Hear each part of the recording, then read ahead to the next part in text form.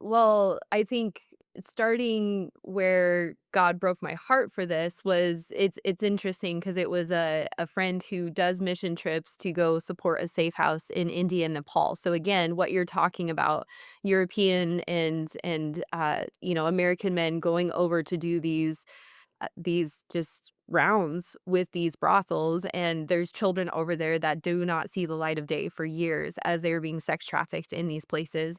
And so my friend was doing missions trips over there, came back, told me the atrocities of human trafficking, and my heart just broke in a way that I hadn't been broken before.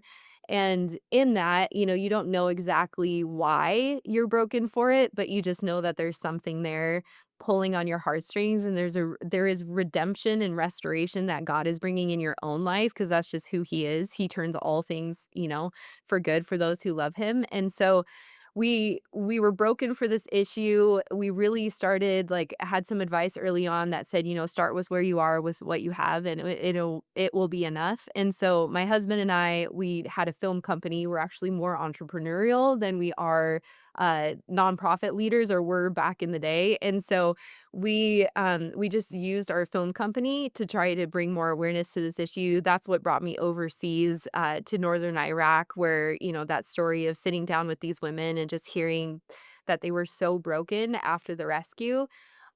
But what I didn't realize in that time is after one of those trips to Iraq, I came back and we were offered a position to travel with an NGO for a year and be the documentary filmmakers to bring it back to the churches in America. This is what we were seeing and this is what's happening and trying to garner greater support for this issue.